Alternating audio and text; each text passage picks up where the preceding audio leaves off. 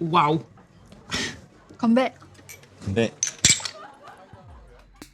Welcome to In Frame Out's Year in Film, where we take stock of 12 months of spectacular cinema and unfortunate rubbish. Here we are, ready to spark up a cigar and kick up our feet with the favourites of our favourites. So, without preambling further ado, here are entries 5 through 1 of our best films of 2023. In Frame Out is entirely funded by its amazing viewers. If you want to help us out going forward, check out the link in the description below.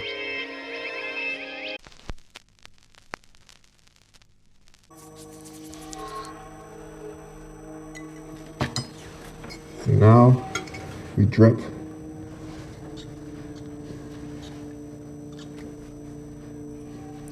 It's enough, ladies, to blow us off the map. The lives of a group of disparate strangers dovetail and douse themselves in gasoline as they plot and prepare an act of eco-terrorism in How to Blow Up a Pipeline's radical jolt of throat-tightening tension. It's absolutely fascinating to think that, after decades of blockbuster bombast and explosive CG spectacle, the sight of ordinary folks blowing up metal tubes in the desert feels so pulverizing and provocative. Find the bullet! I think it... What? Don't f***ing stop! What's even more impressive is how this takes what is often reductively deemed to be a leftist message and presents it truthfully and tactfully as a bipartisan issue of righteous fury and survival in the face of world-ending corporate psychopathy, where extreme actions aren't just conceivable, but the only logical recourse for anyone with dignity and enough skin in the game to take a flame to the fuse. None of which would matter if we didn't care about these individuals beyond the immediacy of their mission, but the perfectly pitched performances and razor-wire economy of the script here make each and every character tragically, bitterly relatable in all their anguish. Rupturing at the seams with a scalding intensity and thoughtfully and intelligently considered to within an inch of its life, given how every time you think some Hollywood contrivance is going to upend things, a character will address and correct that mistake in real time. How to Blow Up a Pipeline is an invigorating, oddly aspirational and fearless thriller most would be too cowardly to screen, let alone make.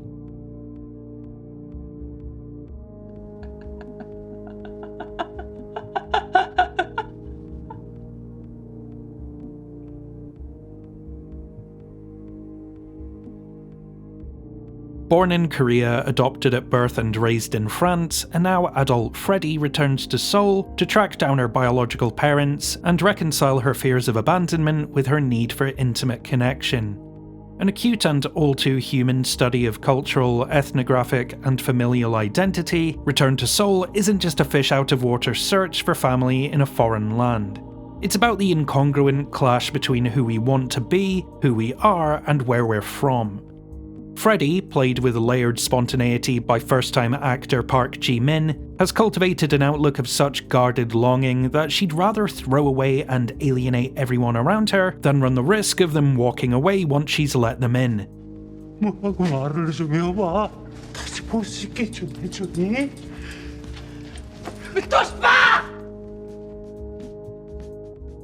It's an offense as defense safeguards that keeps her drifting and dislocated. A beautiful enigma with no place that feels like home. And every act of self-sabotage, every sweet apology twisted into a cold dismissal by clumsy attempts at translation, they all hit like a cannonball to the chest.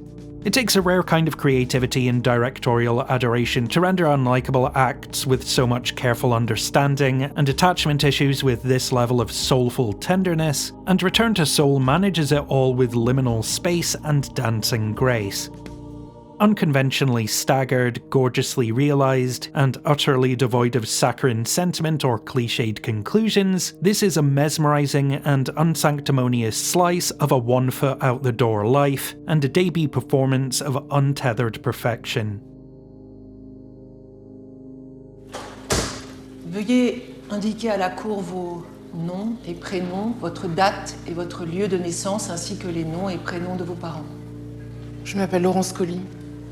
Je suis née le 15 mars 1980 à Dakar, au Sénégal. In the Saint-Omer region of France, a pregnant writer attends the trial of a Senegalese woman who stands accused of mercilessly drowning their infant in the freezing ocean. Courtroom dramas, compelling though they are, largely come down to a binary, guilty or not guilty judgment in keeping with the rigidity of the legal process. Saint-Omer is keenly aware of this and instead takes a far more chilling and involvingly murky tact. What if we tell you up front that the woman on trial is unambiguously guilty of the most wretched crime imaginable, whilst also saying she's absolutely deserving of compassion?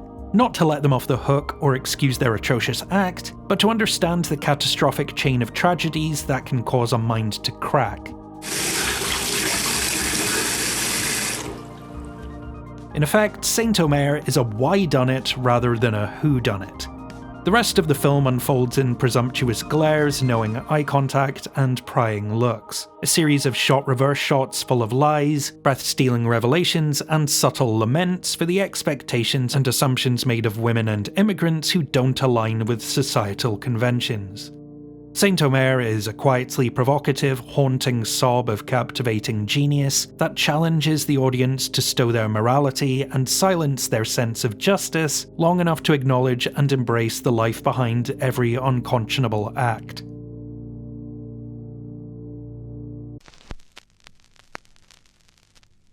I find myself merely jealous of the men's time with you, rather than any moral aspersion against you. It is your body, Bella Baxter, yours to give freely. I generally charge 30 francs. Well, that seems low. Charting the journey of Bella Baxter from the infantile bumbles of a baby-brained homebody to the enlightened musings of a wide-eyed vagabond, Poor Things is a dizzying, delightfully unbound work of legs akimbo glee.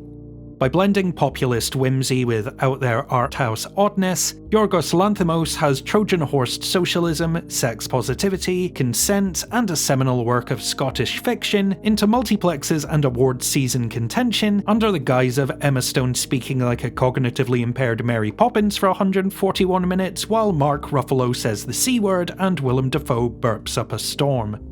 This is absinthe and amyl nitrate. Captivatingly colourful, unabashedly crude, and unapologetic in its endless array of off-the-wall influences, taking pinches of Naked Lunch, The Island of Dr. Moreau, and Bram Stoker's Dracula, and hungrily snorting them right alongside a few selfish lines of Grim Fandango and Frankenhooker, Poor Things somehow maintains an identity entirely of its own. Understand, me never lived outside God's house. What? So Bella's so much to discover, and your sad face makes me discover angry feelings for you. The most nakedly horny and delightfully debased wide theatrical release since Christ knows when, the complete absence of shame and self-conscious deprecation only works because of the unfaltering commitment of Emma Stone and her pornographically exposed, endlessly adorable, and flat-out hilarious turn as Bella. Her tireless efforts in front and behind the camera as a producer, here culminating in the best work she's ever done. Proof positive that a film can be both a criminally unfaithful literary adaptation and a cinematic stroke of genius at the same time, Poor Things is the strangest, most earnestly unhinged comedy of shaggers you could have ever hoped to see in 2023.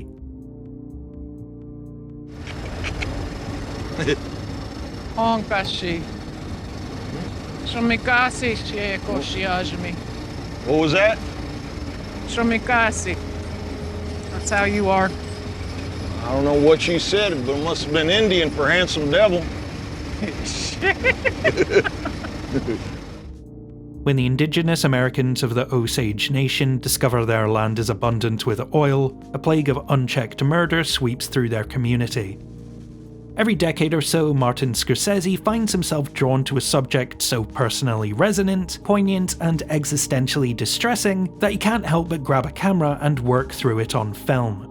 To that end, while Killers of the Flower Moon is first a vitriolic howl of injustice at the inexcusable eradication of indigenous Americans, it's also a sprawling treatise on Scorsese's blood-soaked Italian and American heritage, reckoning with them just as much as his gangster epics and Catholic sprawls ever have. Each frame here tremors with a quaking fury and outstretched empathy for the ghosts of a people usurped and undone by jackals, and it's this urgent vitality that makes all 3.5 hours crackle before culminating in the most sobering diegesis-shattering epilogue of his career.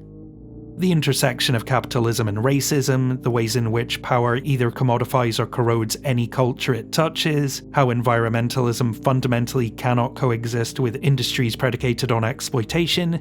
To see an artist in his 80s taking a blowtorch to these issues, whilst articulating them with the clarity and tenacity of a 20-something enfant terrible, it's an inspiring addition to the argument that Scorsese has been the best American filmmaker for every decade of the last half-century. Yeah, Osage are the finest and most beautiful people on God's earth.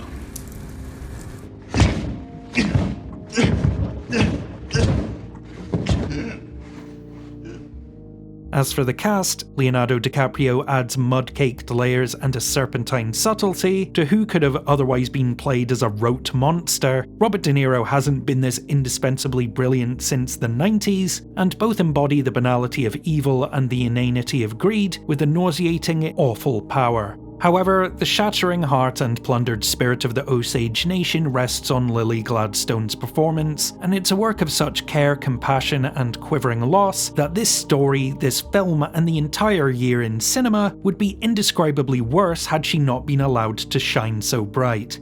For its sweeping scale and stunning craftsmanship, for its refusal to play revisionist history with a shameful crime that should forever mark the world that looked away, for its function as a document, a testament, and a seething reply, but most importantly, for being a film of such exhausting intensity and indescribable power without sacrificing the humanity behind the horror of this story, Killers of the Flower Moon is In Frame Out's Film of the Year.